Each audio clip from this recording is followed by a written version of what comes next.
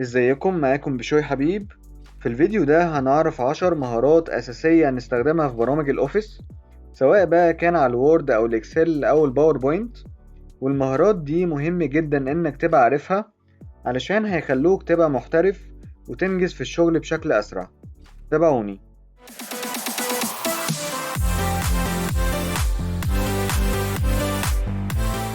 أول مهارة عندنا وهي اختصار الكوبي والكات والبيست. دلوقتي مثلا لو أنا عايز أخد كلمة كوبي أو نسخ، هعمل إيه؟ أحدد عليها بالماوس وادوس كليك يمين، بعد كده ادوس على كوبي. تمام. كمان نقدر نعمل كوبي من مكان تاني. نتأكد ان احنا واقفين على التاب اللي اسمها هوم، وعلى الشمال خالص هتلاقي علامة الكوبي، هتلاقيها فوق الفرشة. تمام. في بقى طريقة تالتة وهي الأسرع. أحدد الأول على الكلمة اللي أنا عايز أخدها كوبي، بعد كده من الكيبورد أدوس على كنترول وحرف السي مع بعض. كده هقدر أعمل نسخ لأي كلمة أنا عايزها بسهولة. تمام. طيب دلوقتي لو أنا عايز أخد الكلمة كات مش كوبي، هعمل إيه؟ نفس الكلام لو بالطريقة العادية، هدوس كليك يمين وبعد كده اختار كات اللي هي قص. تمام. او من تاب هوم من فوق هلاقي علامة المقص اهي، دي بتاخد الكلام كات، بتشيله يعني خالص. طيب دلوقتي لو انا عايز اعمل كات من الكيبورد، هعمل ايه؟ احدد على الكلمة اللي انا عايز اخدها كات، وادوس من الكيبورد على كنترول وحرف الاكس مع بعض. شال لي اهو الكلمة خالص. ده لو انا عايز احطها في مكان تاني يعني. تمام. طيب دلوقتي بقى لو عايز اعمل بيست او احط الكلمة اللي انا خدتها كوبي او كات في مكان تاني، هعمل ايه؟ بروح على المكان اللي انا عايز احطه فيه، مثلا هنا، وبعد كده ادوس كليك يمين، بعد كده اختار بيست، هدوس على اخر واحدة، دي هتحط لي الكلمة من غير اي تنسيقات خالص. تمام. اتحطت اهي. طيب ايه بقى اختصار البيست من الكيبورد؟ امسح دي الاول، ديليت، وادوس من الكيبورد على كنترول وحرف الفي مع بعض. تمام. اتحطت معايا اهو. يبقى انا كده عرفت لما بعوز اعمل كوبي بدوس على كنترول وحرف السي مع بعض، ولو عايز اخد الكلمة كات بدوس على كنترول وحرف الاكس، ولو عايز احط الكلمة في مكان تاني بعمل حاجة اسمها بيست. البيست من الكيبورد اختصارها كنترول وحرف الفي مع بعض. تمام. زي الفل. تاني مهارة اساسية عندنا وهي اختصار الاندو والريدو. يعني مثلا لو جيت دلوقتي حددت على كلمة ميسي ودوست ديليت من الكيبورد، تمام، اتشالت. طيب لو انا بقى عايز ارجع كلمة ميسي من تاني، فانا بروح من فوق وادوس على السهم اللي على الشمال ده اللي هو الاندو، رجعت اهو. تمام. طيب ايه الاختصار بتاع الاندو؟ هشيلها تاني، هدوس من الكيبورد على كنترول وحرف الزد مع بعض، رجعت اهو. تمام. طيب دلوقتي مثلا لو انا عايز ارجع في كلامي واشيل تاني كلمة ميسي، فهعمل ايه؟ هروح للسهم اللي جنبه ده من فوق اسمه ريدو، لو دوست عليه كده شل اهو كلمة ميسي من تاني. تمام. واختصارها من الكيبورد ادوس على كنترول وحرف الواي مع بعض. يعني دلوقتي لو جيت دوست على كنترول وحرف الزد رجع لي كلمة ميسي، ولو دوست كنترول وواي شال لي كلمة ميسي. ده هو اختصار الاندو والريدو. تمام. تالت مهارة عندنا وهي الفورميت بينتر او الفرشة، ودي بستخدمها لما بعوز اخد تنسيق اي كلمة من نوع الخط وحجمه ولونه واحطها في كلمة تانية. طب ازاي؟ يعني انا مثلا عايز اخد تنسيق العنوان ده بحجمه ولونه واخليها مثلا على كلمة www دي اللي تحت. اعملها ازاي؟ اول حاجة بحدد على الجملة اللي انا عايز اخد تنسيقها اللي هو العنوان، احدد عليه كده. بعد كده من قائمة هوم من فوق هلاقي علامة الفرشة دي اللي اسمها فورميت بينتر، ادوس عليها. بعد كده اروح على الكلمة التانية اللي انا عايز اخليها شبهها اللي هي www، احدد عليها. اهو اتعملت اهو نفس تنسيق العنوان. طيب لو انا بقى عايز اخد نفس التنسيق ده واكرره في كذا كلمة تانية، فلو حددت دلوقتي على اي كلمة تانية مثلا الكلمة دي، هنلاحظ انه معمليش التنسيق.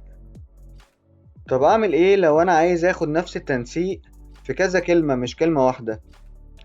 احدد الاول على الكلمة اللي انا عايز اخد تنسيقها، وبعد كده اروح على الفرشة ادوس عليها دبل كليك، يعني ادوس من الماوس كليك شمال مرتين. تمام. بعد كده احدد على الكلمات اللي انا عايزها، مثلا دي. تمام. والكلمة دي هنلاحظ اهو انه عمل لي نفس التنسيق من غير ما اعيد الخطوة من تاني. وهنلاحظ برضو ان الشكل السهم بتاع الماوس واخد شكل الفرشة، فاقدر اعمل التنسيق في كذا كلمة تانية زي ما انا عايز. تمام. ولو عايز الغيها ادوس على الفرشة تاني، راحت اهو. تمام. رابع مهارة عندنا وهو السيرش بار، وهو البوكس اللي فوق ده، وهنا بستخدمه لو عايز ابحث على اي كوماند او امر انا مش لاقيه، سواء كان بقى في الوورد او الاكسل او الباوربوينت، هنلاقيه فوق كده. بس يفضل تكون معاك النسخة الحديثة من الاوفيس، يعني اقل حاجة تبقى 2016 علشان تلاقيه. تمام. طيب يعني نستخدمه ازاي؟ انا دلوقتي مثلا عايز اضيف صورة في برنامج الباوربوينت، فانا نسيت مكان اضافة الصورة فين. هو المفروض طبعا من التاب اللي اسمه insert ادراج، هلاقي اهو picture، ادوس عليها وادوس على ايه اول واحدة، اضيف الصورة من الجهاز. طيب نفترض اني نسيت مكان اضافة الصورة، هعمل ايه؟ هروح على السيرش هنا وهكتب كلمة فوتو. تمام. هلاقي في اختيار اسمه insert picture، جاب لي اهو على طول اني اختار صورة من الجهاز. هختار الصورة، بعد كده ادوس على insert، جاب لي اهو الصورة على طول. تمام. ودي فايدة السيرش بار. المهارة الخامسة عندنا وهي الدارك مود، ودي بستخدمها لو انا عايز اغير لون واجهة برامج الاوفيس، سواء بقى كان على الوورد او الاكسل او الباوربوينت، بحيث بدل ما تكون الواجهة فاتحة كده انا عايز اخليها غامقة. طب هعملها ازاي؟ هروح على التاب اللي اسمه فايل، بعد كده اختار اكاونت، بعد كده هلاقي حاجة اسمها اوفيس ثيم، لو دوست كده على السهم اللي تحتيها، بعد كده اختار دارك جراي، هنلاحظ اهو ان اللون الواجهة بتاعت الاوفيس بقت غامقة. ولو رجعت كده من السهم ده هنلاقي اهو ان الواجهة كلها بقت غامقة. ودي بستخدمها لما بكون شغال وقت كبير على البرنامج، فبعمله ساعتها على الدارك مود علشان يريح عيني وانا شغال. تمام. ولو عايزين نرجعها هندوس على فايل، بعد كده ندوس على اكاونت، بعد كده من السهم ده ونختار وايت اللي هو لون ابيض، او لو عايزين يبقى فيه لون ادوس على الكلر وارجع، هياخد كده اللون بتاع الباوربوينت اللي هو مدي على الاحمر. تمام. زي الفل. المهارة السادسة عندنا وهي اختصار التنقل بين الملفات المفتوحة.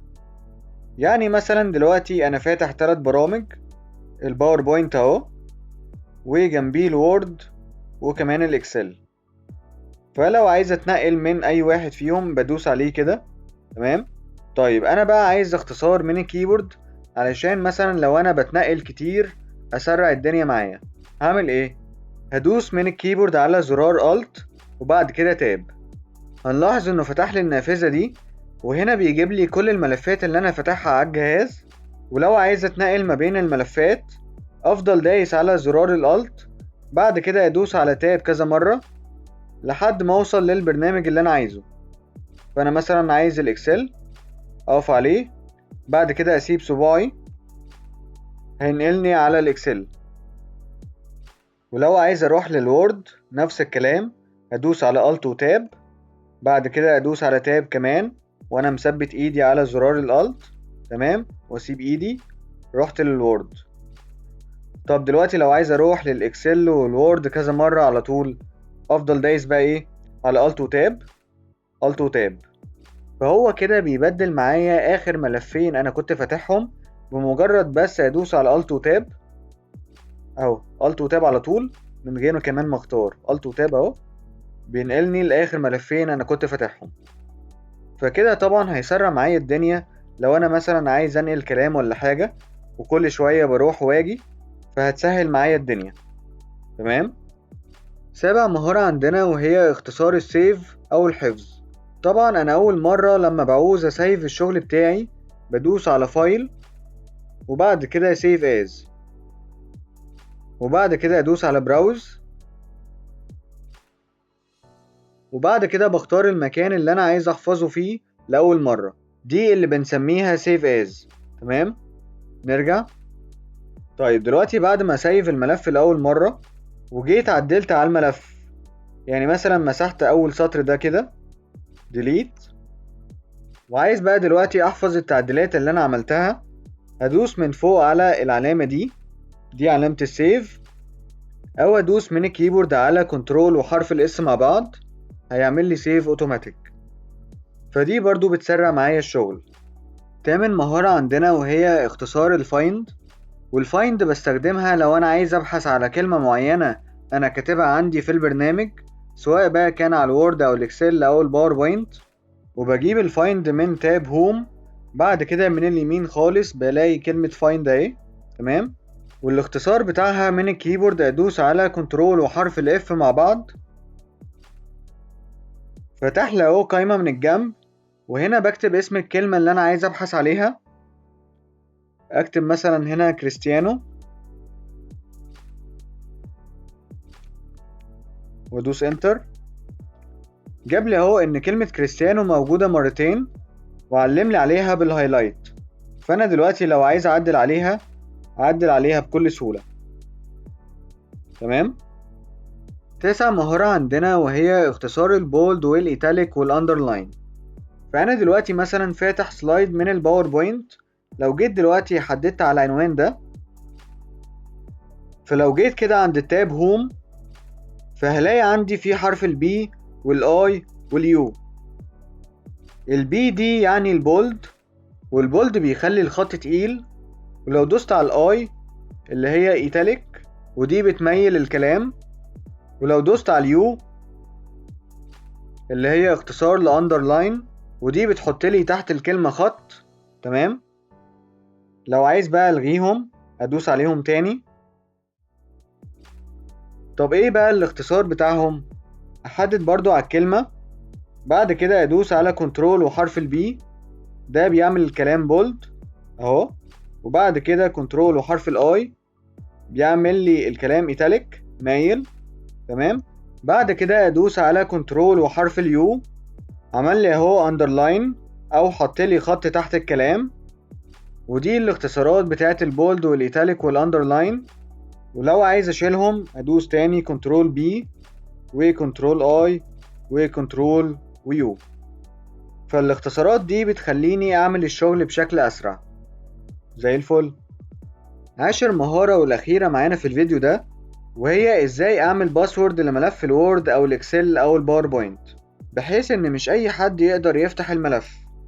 فمثلا عندي شيت الاكسل ده فيه اسماء الموظفين ومرتباتهم، فانا مش عايز اي حد يقدر يدخل على الشيت الاكسل ده، فاروح على التاب اللي اسمه فايل، بعد كده هختار حاجة اسمها انفو، بعد كده هدوس على كلمة بروتكت ورك بوك، بعد كده هختار حاجة اسمها encrypt with password، وهنا هكتب الباسورد اللي هيطلبه مني اول ما افتح شيت الاكسل ده. تمام. بعد كده ادوس على اوكي، بيقول لي عيد الباسورد، اقول له اوكي تاني. كده هو اتعمل بباسورد واخد لون اصفر. لو رجعت كده ودوست على كنترول اس عشان اسيف، لو قفلت شيت الاكسل دلوقتي وافتحه تاني كده،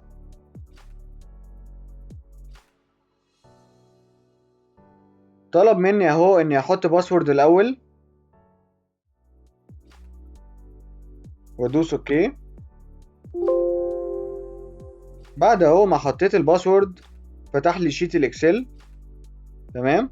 ولو عايز الغي الباسورد ادوس على فايل، بعد كده انفو، وادوس على بروتكت ورك بوك، وادوس على انكريبت ويز باسورد. هنا بقى اشيل الباسورد اللي انا كنت حاطه، ديليت، بعد كده ادوس على اوكي. هنلاحظ برضو ان اللون الاصفر اتشال من كلمة بروتكت، فلو جيت دلوقتي طلعت سيف، فلو جيت تاني فتحت شيت الاكسل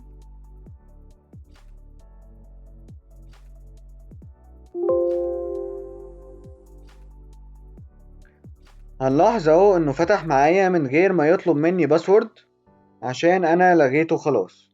تمام. وبكده اكون خلصت معاكم اهم 10 مهارات تقدر تستخدمهم في برامج الاوفيس، سواء كان على الوورد او الاكسل او الباوربوينت. ولو عايزين تفاصيل اكتر عن البرامج دي انصحكم تشوفوا كورس الاي سي دي ال الكامل اللي انا عامله في 10 فيديوهات بس، وهسيب لكم برضو لينك الكورس في الديسكريبشن. فلو عايزين مهارات اكتر لكل برنامج اعملوا سبسكرايب للشانل عشان تشوفوا باقي الفيديوهات اللي اشرح فيها المهارات دي. سلام.